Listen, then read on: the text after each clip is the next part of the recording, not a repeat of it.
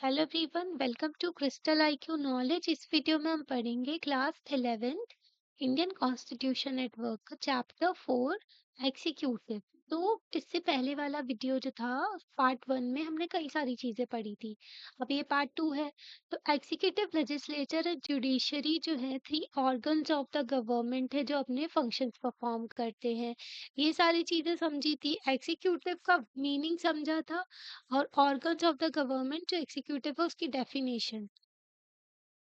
तो branch of the government होता है जो कि रिस्पॉन्सिबल है for the implementation of laws and policies adopted by the legislature. Executive and legislature, इनमें डिफरेंस भी बताया था। ठीक है, फिर उसके बाद में हमने ये सारी चीजें समझी थी। और दूसरे स्टेज के वहां पर जो है कौन सा प्रेसिडेंशियल फॉर्म ऑफ गवर्नमेंट है या फिर रेसिडेंशियल फॉर्म सिस्टम है या फिर पार्लियामेंट्री फॉर्म ऑफ गवर्नमेंट है, इनमें डिफरेंसेस भी देखे थे हमने, है ना।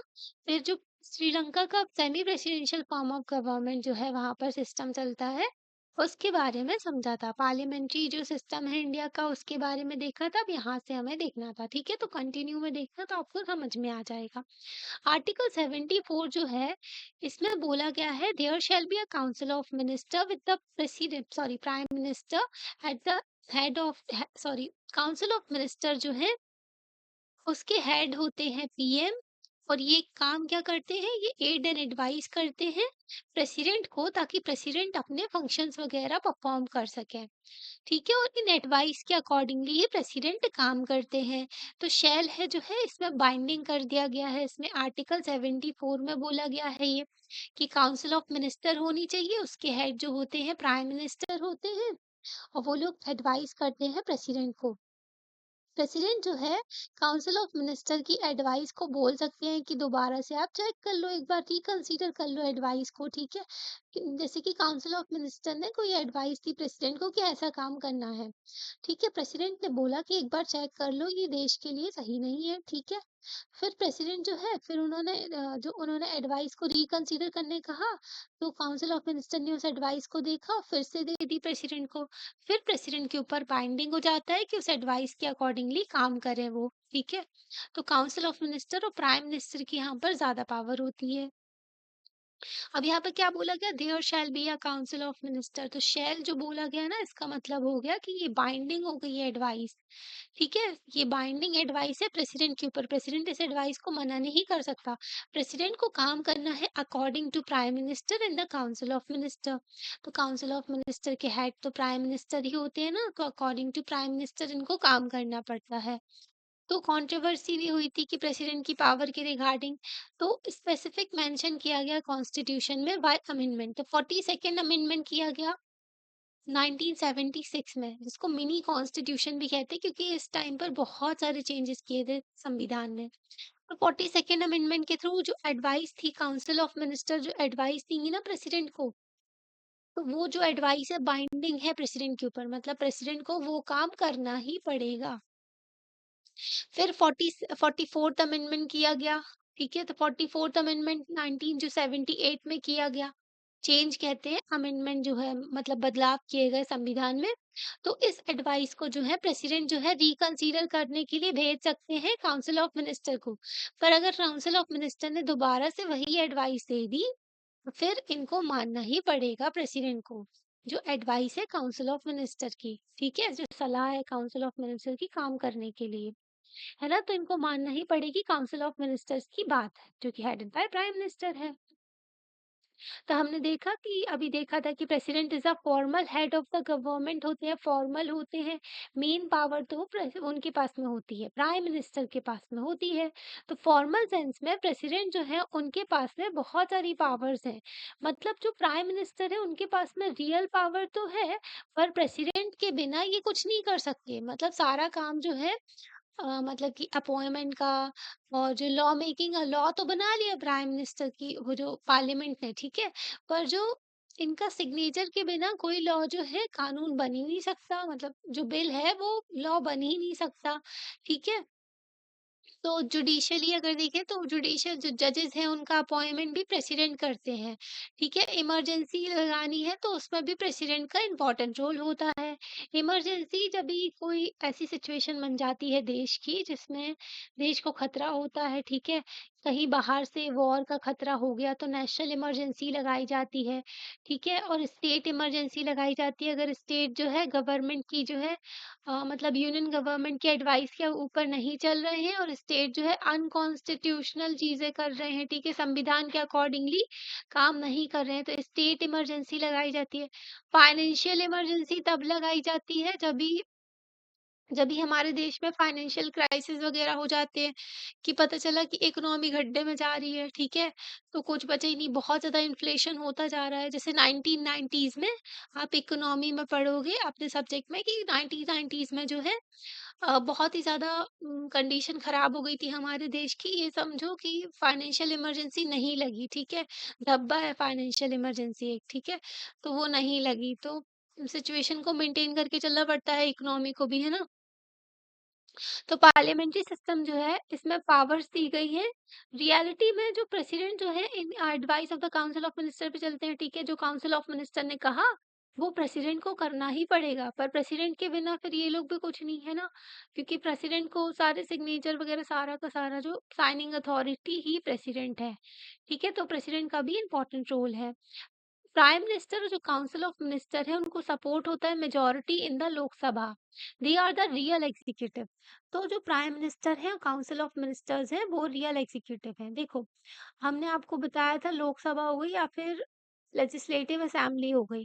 तो यहाँ पर जो सबसे ज़्यादा जिन पार्टी के एमपी बनते हैं, ठीक है? या फिर यहाँ पर जिन पार्टी के सबसे ज़्यादा एमएलए बनते हैं, वो पार्टी जो है फिर गवर्नमेंट फॉर्म करती है। ये हो गए सारे के सारे एमपी, ज़रूरी तो नहीं कि रूलिंग पार्टी के हों, है ना? कुछ सीट जो है दूसरी पार्टीज़ ने भी जीती होंगी, ठीक है? तो सारे के सारे ये जो हो गए ये पार्लियामेंट में आ गए एमपी। अभी जिस पार्टी के सबसे ज़्यादा एमपीज़ हैं तो वो जो है गवर्नमेंट फॉर्म करेंगे और उन एमपीज़ में से ही किसी को मिनिस्टर बनाया जाता है, ठीक है? जो मिनिस्टर बन जाएगा और फिर इन्हीं में से एक को प्राइम मिनिस्टर बनाया जाता है, ठीक है?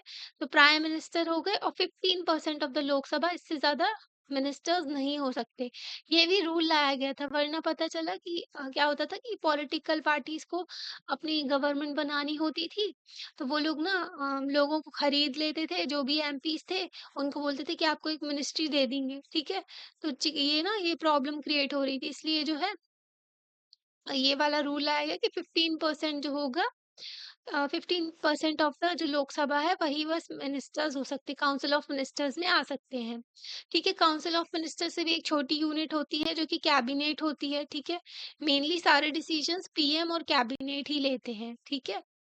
तो ज्यादातर केसेस में प्रेसिडेंट को फॉलो ही करनी होती है एडवाइस जो काउंसिल ऑफ मिनिस्टर की है।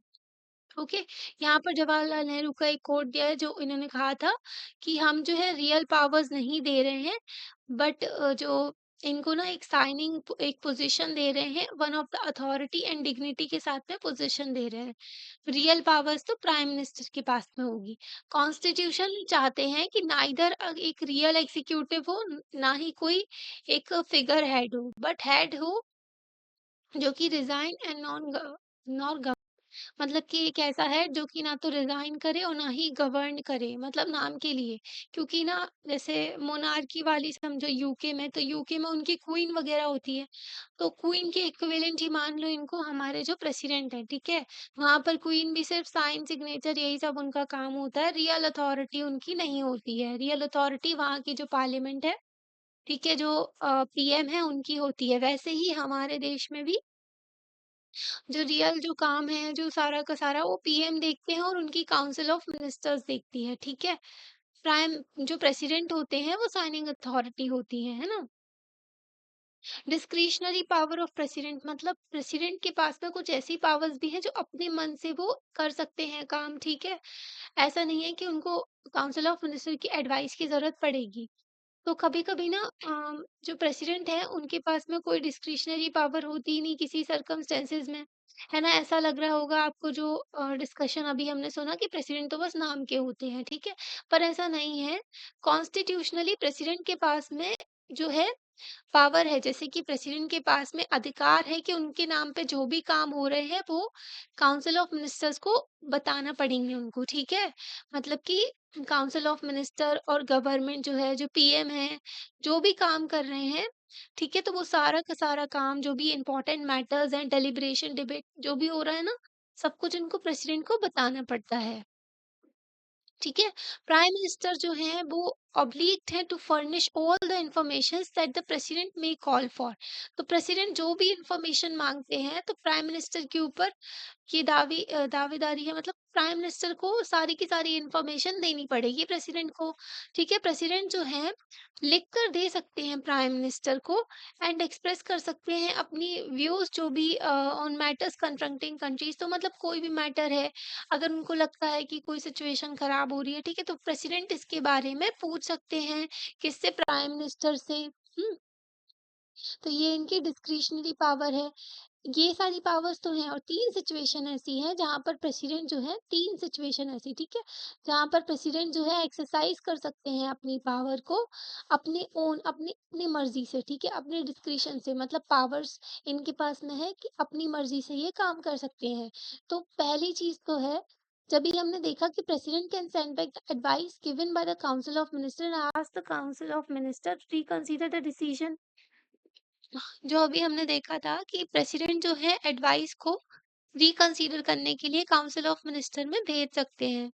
ऐसा जो प्रेसिडेंट जब करते हैं तो ये अपनी मर्जी से करते हैं, अपनी डिस्क्रिशन में करते हैं कि काउंसिल ऑफ मिनिस्टर की एडवाइस को वो दोबारा सेंड कर सकते हैं रिकंसीडर करने के लिए, ठीक है? तो प्रेसिडेंट जो है अ, अगर उनको लगता है कि कोई एडवाइस जो काउंसिल ऑफ मिनिस्टर ने दी है, ठीक है, उसमें कुछ फ्लॉज़ हैं, कुछ गलतियाँ हैं या फिर वो लीगली सही नहीं है, ठीक है?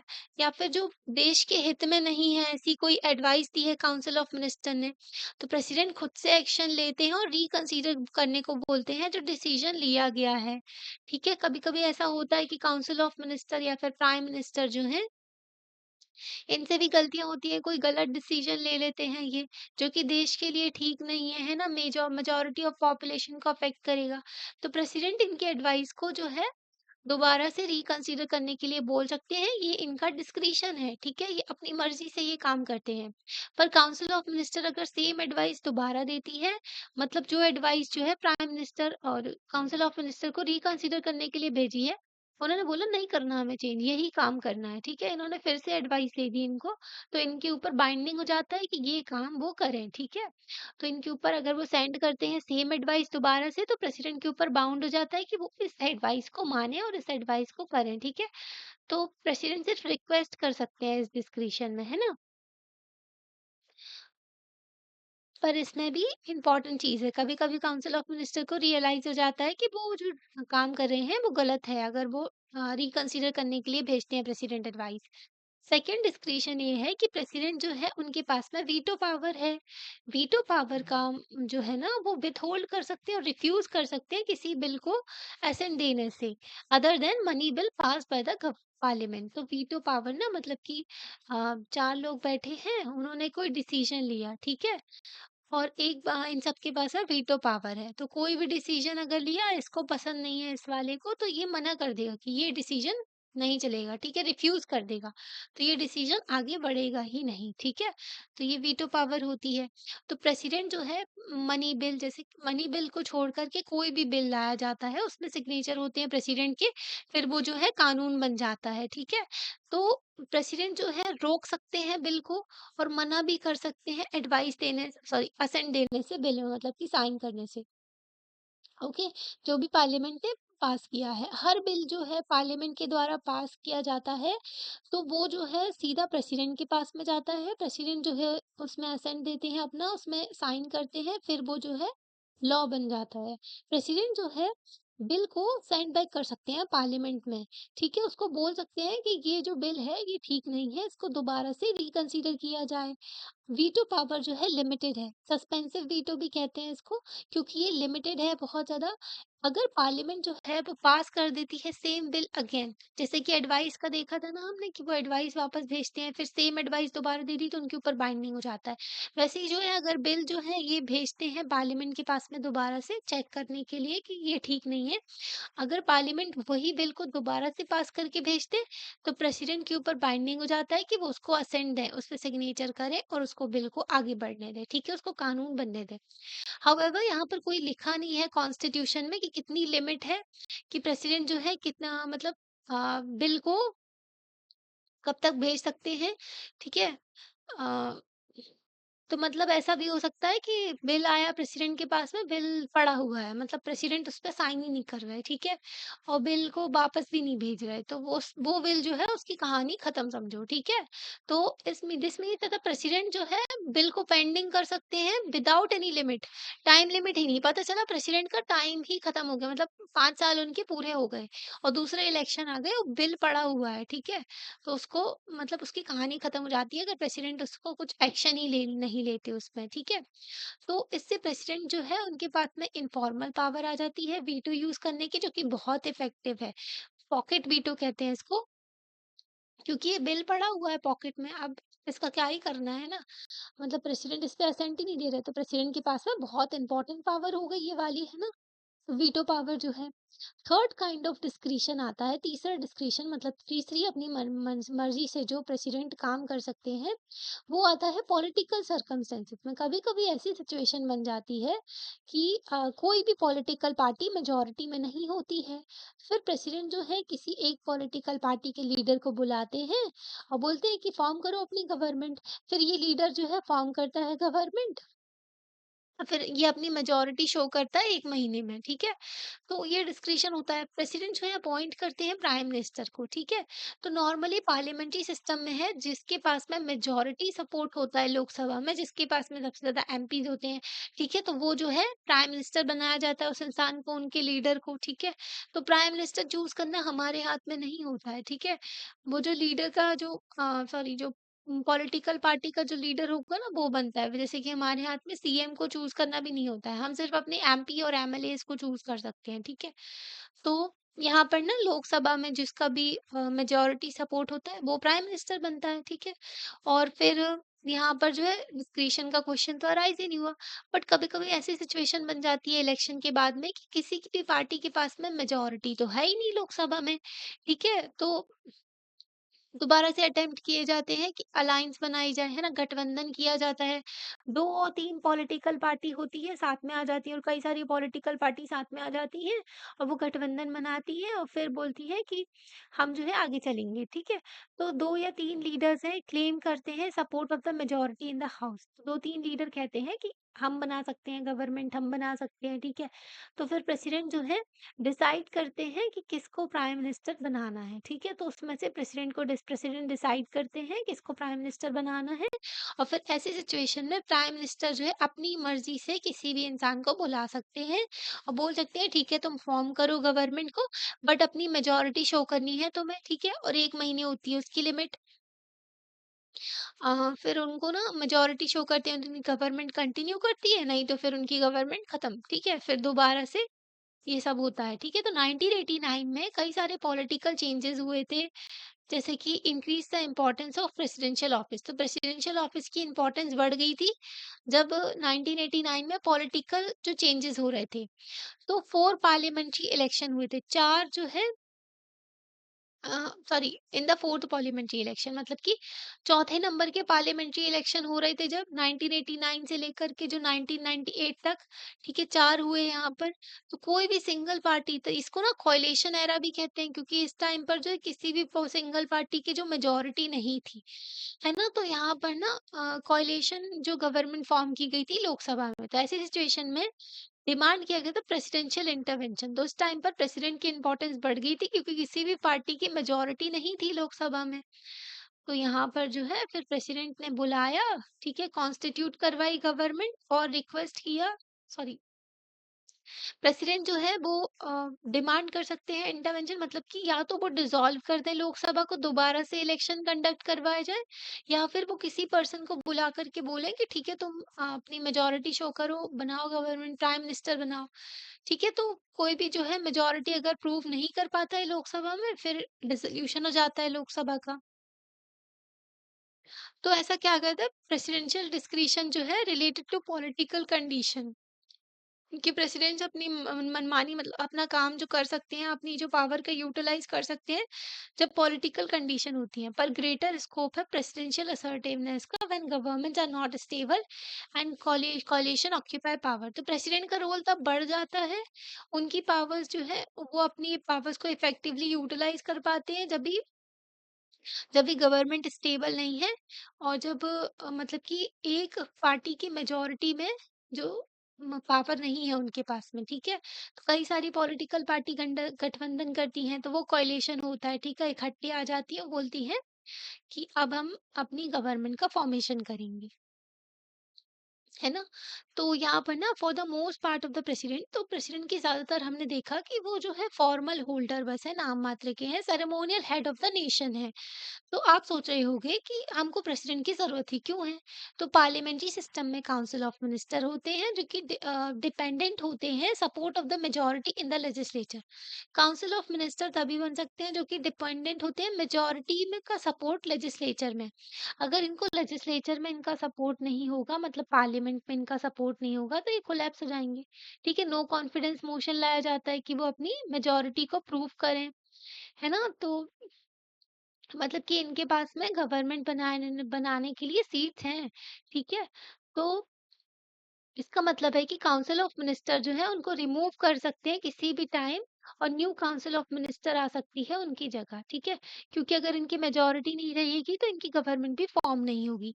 ऐसी सिचुएशन में हेड ऑफ द स्टेट जो है फिक्स करते हैं, जो हेड ऑफ द स्टेट है उनका फिक्स्ड टर्म होता है, जिनके पास में पावर होती है कि वो अपॉइंट करते हैं प्राइम मिनिस्टर को एंड सिंबॉलिकली रिप्रेजेंट करते हैं एंटायर कंट्री को। तो इसलिए प्रेसिडेंट की जरूरत होती है कि प्रेसिडेंट जो है इनका फिक्स्ड टर्म होता है ना? और ये जो है अपॉइंट करते हैं प्राइम मिनिस्टर को। और अगर ऐसी सिचुएशन बनती है कि किसी का भी मेजॉरिटी सपोर्ट नहीं है, तो अपनी डिस्क्रिशन पावर का यूज करते हैं, है ना? तो पूरी कंट्री को रिप्रेजेंट करते हैं प्रेसिडेंट ऑफ इंडिया। इसलिए रोल ऑफ द प्रेसिडेंट जो है ऑर्डिनरी सर्कमस्टेंसेस में मतलब कम होता है थोड़ा, पर इनका भी इम्पोर्टेंट रोल है। अगर किसी भी पार्टी की मेजॉरिटी नहीं होती है, प्रेसिडेंट के पास में रिस्पॉन्सिबिलिटी आ जाती है कि वो चॉइस लें और प्राइम मिनिस्टर को बुलाए गवर्नमेंट चलाने के लिए, है ना? यहाँ पर 2 बॉक्सेस दिए गए थे। तो यहाँ पर ये वाला, ठीक है? तो पॉकेट वीटो का एग्जाम्पल दिया हुआ है यहाँ पर। कोई टाइम लिमिट है ही नहीं प्रेसिडेंट के पास में, कितने भी टाइम तक वो बिल को रख सकते हैं। तो यही थिंग ना ये रियल में हुई थी। 1986 में पार्लियामेंट ने एक बिल पास किया, Indian post office amendment bill, ठीक है? तो इस बिल में ना इसको बहुत ज़्यादा क्रिटिसाइज़ किया जा रहा था कि ये बिल ठीक नहीं है, ठीक है? ये जो है फ्रीडम ऑफ प्रेस, जो मीडिया का अधिकार होता है ना, कि वो कोई भी न्यूज़ पब्लिश करें, है ना? और जनता को इन्फॉर्म करें गवर्नमेंट के एक्शन के बारे में। तो फ्रीडम ऑफ प्रेस को जो कर्टेल कर रहा था, मतलब उनकी पावर को ख़त्म कर रहा था, जो फ्रीडम है प्रेस की। तो इस बिल को बहुत ज़्यादा क्रिटिसाइज़ किया जा रहा था। तो प्रेसिडेंट उस टाइम पर ज्ञानी ज़ैल सिंह थे। तो उन्होंने ना इस बिल को ना ठंडे बस्ते में डाल दिया। फिर वो बिल जो है पड़ा रह गया, इस पे कोई उन्होंने एक्शन ही नहीं लिया। तो इन्होंने ना कोई एक्शन ही नहीं लिया। तो आफ्टर हिज टर्म, इनके टर्म के बाद में जो नए प्रेसिडेंट आए वेंकटा रमन, तो उन्होंने बिल को फिर पार्लियामेंट में दोबारा से भेजा रिकंसीडर करने के लिए। तो यहाँ पर इन्होंने पॉकेट वीटो का इस्तेमाल किया कि अपनी पॉकेट में बिल को डाल के छोड़ दिया। मेनली पॉकेट होती नहीं है, पर जो मतलब कि बिल पड़ा हुआ है, इनका टर्म भी खत्म हो गया, इनका जो प्रेसिडेंट कार्यकाल भी खत्म हो गया, फिर भी बिल पड़ा हुआ है, कोई एक्शन ही नहीं लिया। फिर बाद में जो नए प्रेसिडेंट आए, उन्होंने इसको रिकंसीडर करने के लिए भेजा, ठीक है? तब तक ना जो गवर्नमेंट जो है दूसरा बिल लेकर के आ गई थी पार्लियामेंट में, और उन्होंने चेंज कर दिया था। नई गवर्नमेंट इलेक्ट होके आ गई थी 1989 में। गवर्नमेंट जो बिलॉन्ग करती है डिफरेंट कोalition से did not bring the bill back before the parliament, क्योंकि ना कोalition गवर्नमेंट आई थी। अब ऐसा भी होता है कि भले पॉलिसी अच्छी हो, स्कीम अच्छी हो, पर जो अगर वो अपोजिशन गवर्नमेंट की होती है, तो दूसरी गवर्नमेंट जो मतलब कि अपोजिशन पार्टी की होती है, जो पहले गवर्नमेंट फॉर्म की थी, तो उनकी पार्टी की स्कीम को वो कंटिन्यू नहीं करते हैं ना। तो सेम सिचुएशन देखने को मिली कि उनने बिल को जो है बिल्कुल इम्पोर्टेंस नहीं दी, क्योंकि दूसरी गवर्नमेंट आ गई थी। इसलिए ज़ैल सिंह जो थे उन्होंने डिसीजन लिया कि पोस्टपोन कर देते हैं इसको असेंट देने से, इस बिल को, ठीक है? और इफेक्टिवली बिल जो है फिर लॉ कभी बन ही नहीं पाया। तो ये वीटो पावर का एग्जांपल दिया यहाँ पर। अभी ना एक और एग्जांपल दिया कि प्रेसिडेंट जो है उनका रोल अपॉइंट चूज़ करने में प्राइम मिनिस्टर, जो कि बहुत ही इंपॉर्टेंट रोल था। 1977 में पार्टी पॉलिटिक्स जो इंडिया में थी बहुत ज़्यादा कॉम्पिटिटिव हो गई थी, है ना? क्योंकि कोई भी पार्टी मेजॉरिटी में आ ही नहीं पा रही थी लोकसभा में। पहले ना कांग्रेस एरा चलता था, मतलब आज़ादी के बाद में लोगों को कांग्रेस कांग्रेस मतलब उनको लगता था ना कि उन्होंने आज़ाद करवाया था, जब तक हमारे लीडर्स थे उसमें। फिर लीडर्स भी उनकी भी डेथ हो गई। फिर आगे चल के ना दूसरे जो फिर उसके बाद में उसमें नेपोटिज़्म और परिवारवाद ये सब चलने लगा। फिर उसके बाद में ये कांग्रेस एरा चलता रहा, चलता रहा। फिर लोग फेड अप हो गए इनसे, क्योंकि ये लोग करप्शन वगैरह भी चीज़ें खोलने लगी थी ज़्यादा, है ना? फिर पॉलिटिकल पार्टीज़ के जो लोग थे वो पॉलिटिक्स पे सही में पॉलिटिक्स में उतर आए थे, है ना? तो फिर 1977 में फिर कोएलिशन एरा चला, ठीक है? फिर अलग-अलग रीजनल पार्टी का राइज़ हुआ, ठीक है? मतलब नई-नई पॉलिटिकल पार्टीज़ बनने लगी हमारे देश में, है ना? तो वो चैलेंज करने लगी। तो इंडिया में ना ज़्यादा कॉम्पिटिशन हो गया फिर। उसके बाद में किसी भी पार्टी के पास में मेजॉरिटी नहीं आई, मतलब कल थोड़े-थोड़े वोट सारी पार्टीज़ को मिल रहे हैं। तो इस टाइम पर प्रेसिडेंट जो है इस सिचुएशन में उनको डिसीजन लेना था। तो कोई भी पॉलिटिकल पार्टी जो है नो पॉलिटिकल पार्टी और कोएलिशन जो है उनको मेजॉरिटी नहीं मिली थी इलेक्शन जो हुए थे 1998 में। तो बीजेपी एंड उनकी अलाइज थी, उन्होंने इकट्ठा किया, मतलब साथ में अपने दूसरे लोगों के साथ में 251 सीट्स और 21 जो शॉर्ट्स ऑफ मेजॉरिटी। फिर उन्होंने प्रेसिडेंट नारायण जो थे, फिर उन्होंने अडॉप्ट किया एक प्रोसीजर और उन्होंने बोला लीडर बनाने के लिए अलायंस का, ठीक है? तो अटल बिहारी वाजपेयी ने बहुत बड़ी कोalition, मतलब इनका एग्जाम्पल दिया जाता है क्योंकि इन्होंने कोalition गवर्नमेंट ढंग से चलाई, वरना 1 साल 2 साल से ज़्यादा टिकती नहीं है कोalition गवर्नमेंट, क्योंकि अलग-अलग पॉलिटिकल पार्टी हैं, वो अपना-अपना इंटरेस्ट देखती हैं, ठीक है? तो इन्होंने फिर to furnish the documents in the support of his claim from concern political party, तो फिर इन्होंने जो कोalition गवर्नमेंट बनाई थी ना, डॉक्यूमेंट्स वगैरह जो दिए थे। तो not stopping at this, the president also advise Vajpayee to secure a vote of confidence within 10 days of the, मतलब फिर क्या हुआ था कि अटल बिहारी वाजपेयी को जो है दोबारा मतलब कि इनको प्राइम मिनिस्टर तो बनाया गया। इनको कोalition जो इनकी पार्टी थी उसको, सॉरी, कोalition जो इन्होंने बनाया था उसके लीडर थे, तो प्रेसिडेंट ने इनको बोला 10 दिन में इनको अपनी मेजॉरिटी शो करनी है, ठीक है? जो उनकी ओथ लेने के बाद में प्राइम मिनिस्टर की भी ओथ होती है ना, तो ये एग्जाम्पल देखने को मिला कि प्राइम मिनिस्टर उन्होंने अपॉइंट किए थे। अभी vice president of India, vice president जो है ना ये भी 5 साल के लिए होते हैं। इनके इलेक्शन भी सिमिलर होते हैं प्रेसिडेंट की तरह ही, बट ओनली डिफरेंस, एक छोटा-सा डिफरेंस है इसमें कि स्टेट लेजिस्लेचर इसमें पार्टिसिपेट नहीं करती है। जैसे कि अगर देखें ना प्रेसिडेंट के इलेक्शन में इलेक्टेड मेंबर्स ऑफ द जो लेजिस्लेटिव असेंबली, ठीक है? जो स्टेट लेजिस्लेटिव असेंबली है, इलेक्टेड मेंबर्स जो हैं पार्लियामेंट के, ठीक है? ये पार्टिसिपेट करते हैं, इलेक्टेड मेंबर्स जो हैं legislative assembly of Delhi and Puducherry, तो इनके पार्टिसिपेट करते हैं, ठीक है? तो ये लोग जो है प्रेसिडेंट के इलेक्शन में पार्टिसिपेट करते हैं। पर वाइस प्रेसिडेंट के इलेक्शन में elected members of both the houses ये पार्टिसिपेट करते हैं वाइस प्रेसिडेंट के इलेक्शन में, and nominated members of both the houses, मतलब कि पार्लियामेंट के सारे मेंबर्स इसमें पार्टिसिपेट करते हैं इनके इलेक्शन के, जो इलेक्शन होता है वाइस प्रेसिडेंट का, है ना? तो इसमें इलेक्टोरल कॉलेज में पर स्टेट लेजिस्लेचर का पार्टिसिपेशन नहीं होता। वाइस प्रेसिडेंट जो है इनको रिमूव किया जाता है by resolution pass by the Rajyasabha. Rajyasabha resolution pass करती है कि इनको हटाना है, ठीक है? मेजॉरिटी का सपोर्ट होता है और लोकसभा को सिर्फ एग्री करना होता है। ऐसा क्यों होता है ये भी आपको बताएंगे अभी। क्योंकि वाइस प्रेसिडेंट जो है ना एक्स ऑफिशियो चेयरपर्सन है राज्यसभा के, ठीक है? And take over the office of the president when there is a vacancy of by the reason of death, resignation, removal, and impeachment or otherwise, ठीक है?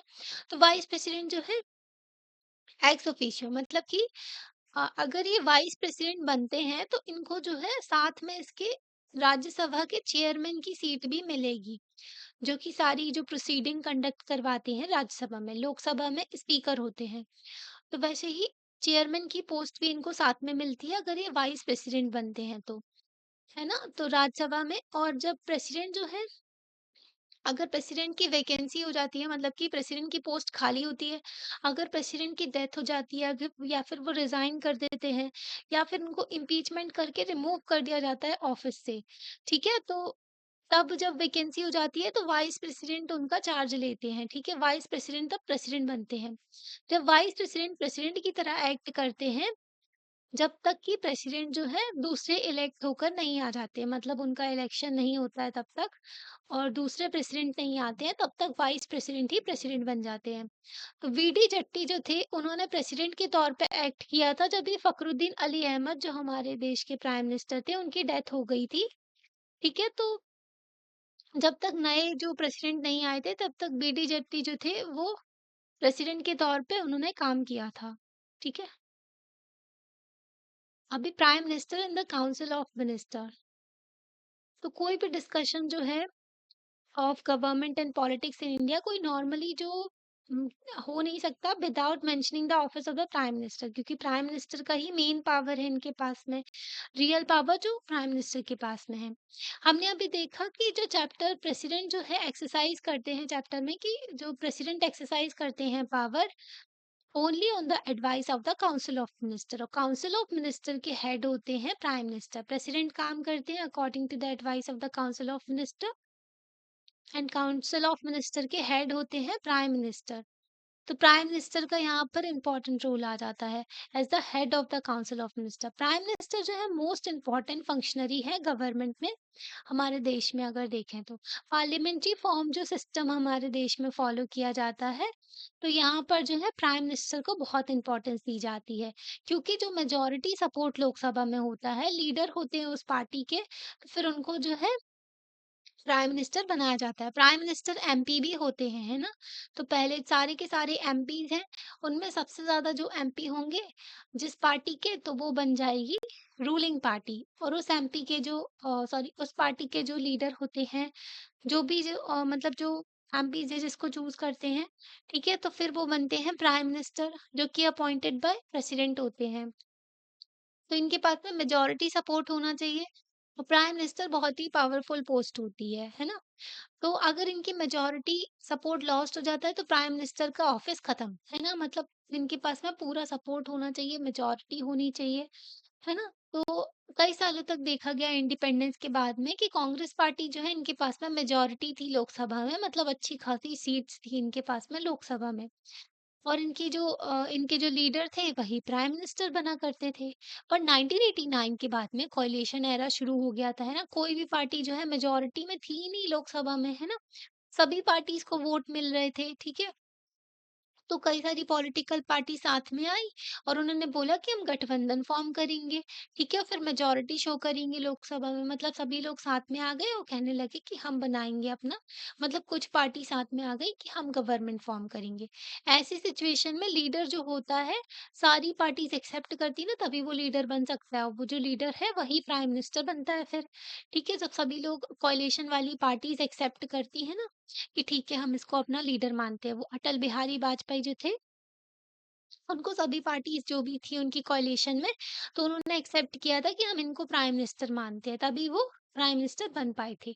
तो लीडर जो है उनको सपोर्ट चाहिए पड़ता है, ठीक है? मेजॉरिटी को फिर प्रेसिडेंट जो है उनको अपॉइंट करते हैं प्राइम मिनिस्टर के तौर पे। प्राइम मिनिस्टर जो होते हैं डिसाइड करते हैं कि कौन उनका मिनिस्टर होगा, ठीक है? काउंसिल ऑफ मिनिस्टर्स में। तो काउंसिल ऑफ मिनिस्टर जो है उसमें मिनिस्टर कौन बनेगा, ये पावर जो होती है प्राइम मिनिस्टर के पास में होती है। प्राइम मिनिस्टर बोलते हैं प्रेसिडेंट को कि ठीक है इस आदमी को आप मिनिस्टर बना दो, फिर मिनिस्टर बनाया जाता। अभी हमारे यहाँ जो गवर्नमेंट फॉर्म हुई है अपने देश में, तो आपने देखा होगा ओथ सेरेमनी हुई थी, कितने सारे मिनिस्टर्स की ओथ हुई थी, है ना? तो प्राइम मिनिस्टर एलोकेट करते हैं rank and portfolio to the ministers.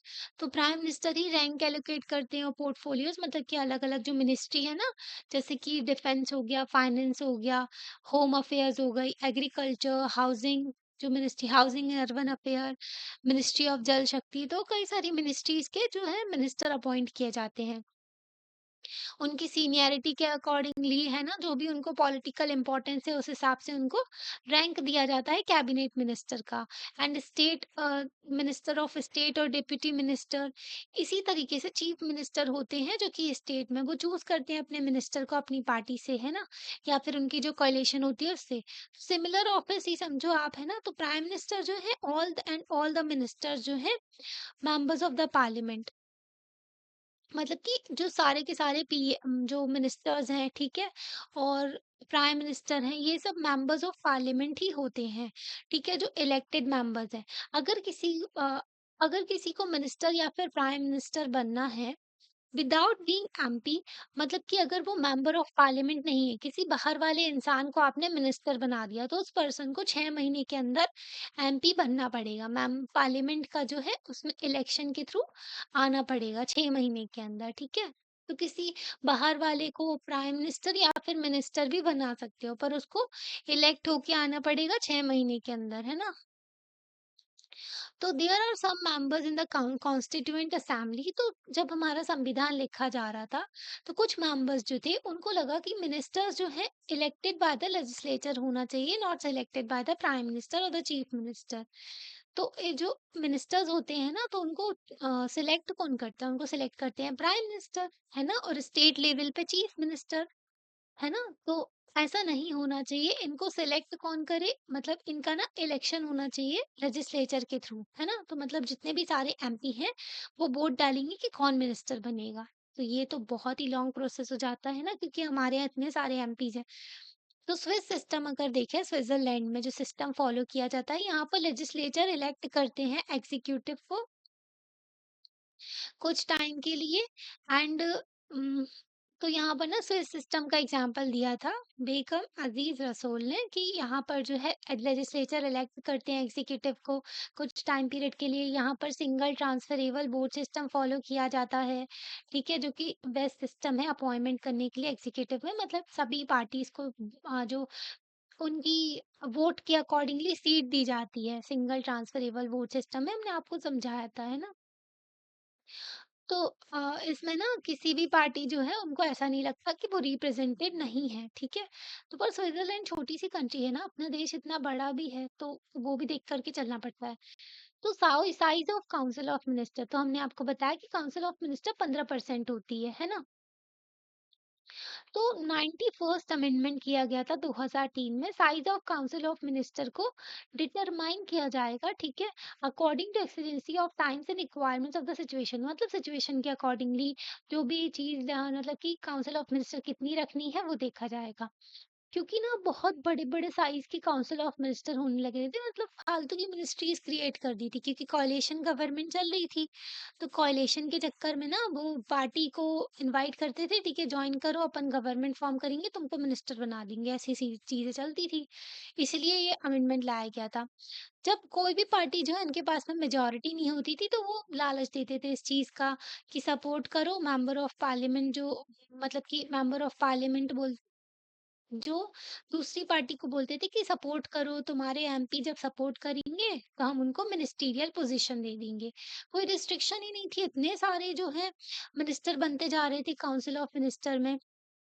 तो ये कई सारे स्टेट्स में भी हो रहा था, इसलिए अमेंडमेंट किया गया और काउंसिल ऑफ मिनिस्टर को लिमिट कर दिया गया कि 15% की जो लिमिट है ना, 91st अमेंडमेंट 2003 में किया गया था।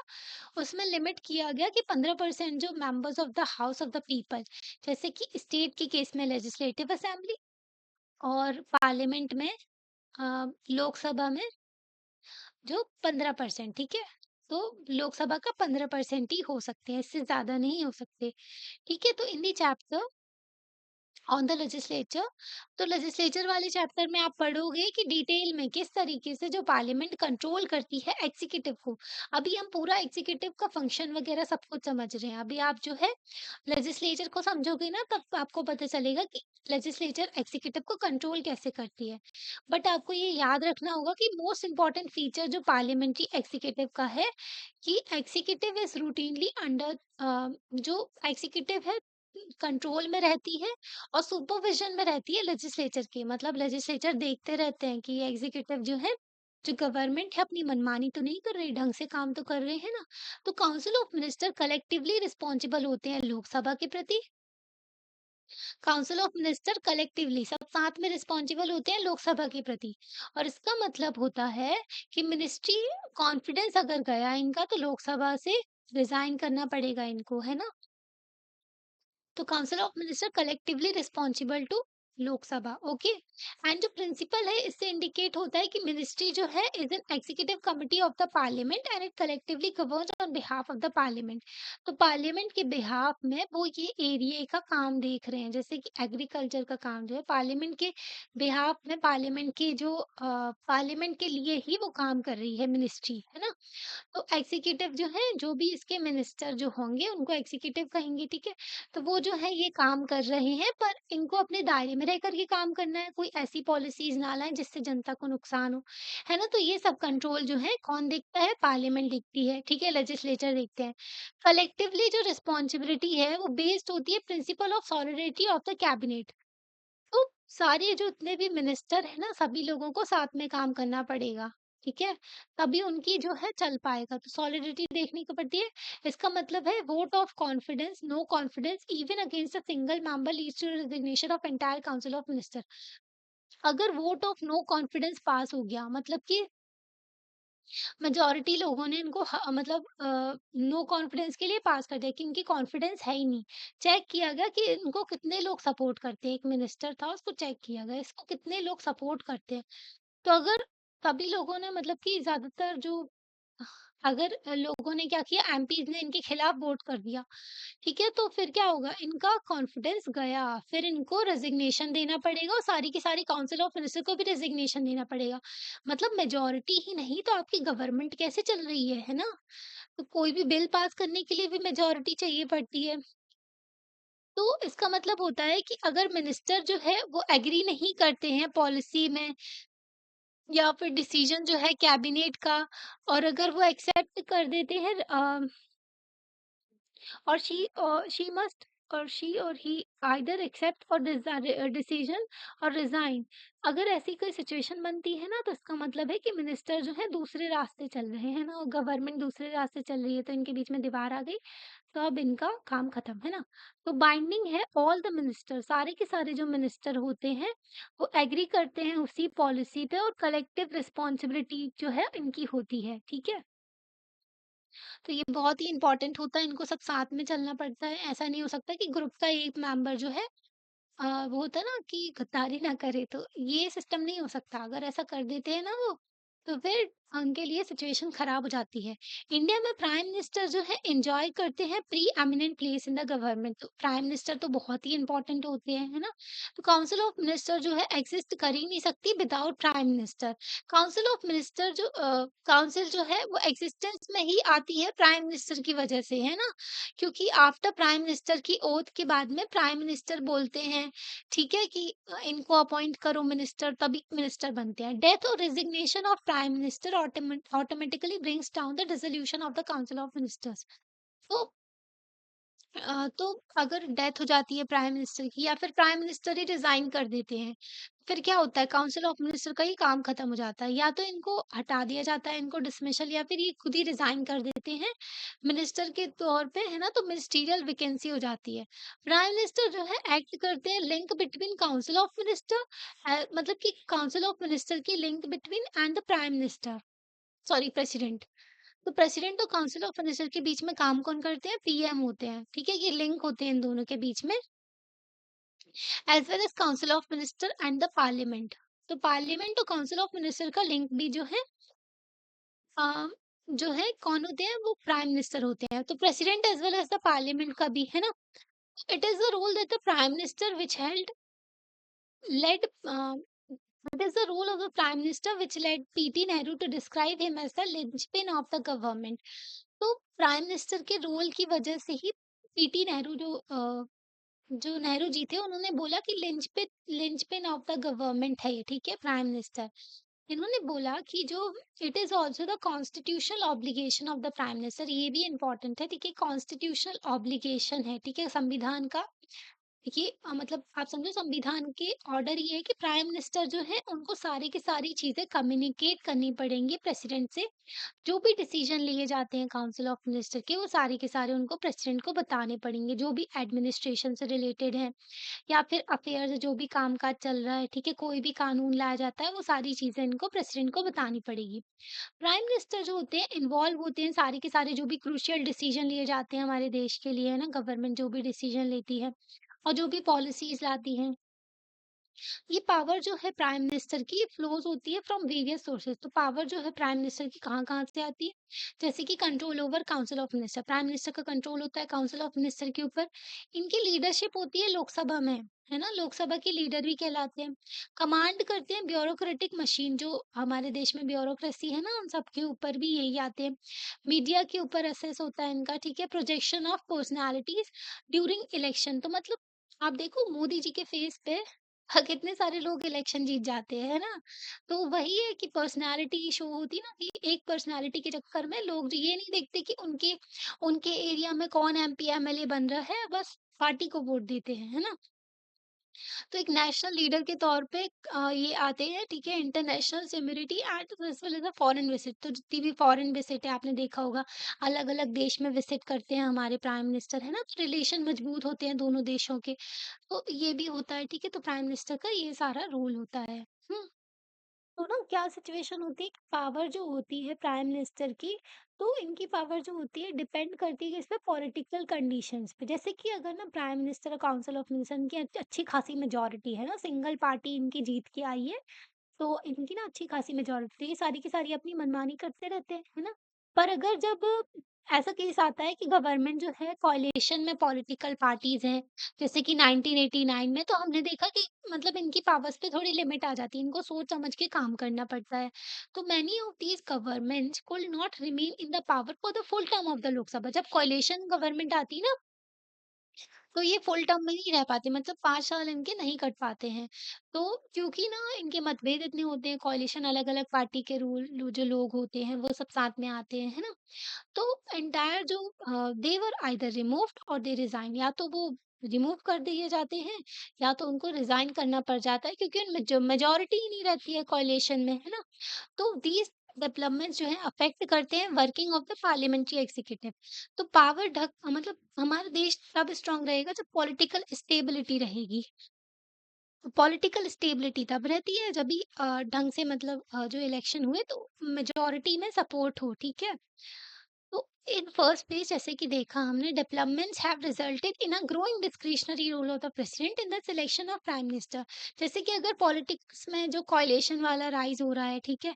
कोalition चल रही है, किसी के पास भी मेजॉरिटी नहीं है, तब जो है प्रेसिडेंट का रोल बढ़ जाता है, प्रेसिडेंट की डिस्क्रिशनरी पावर बढ़ जाती है।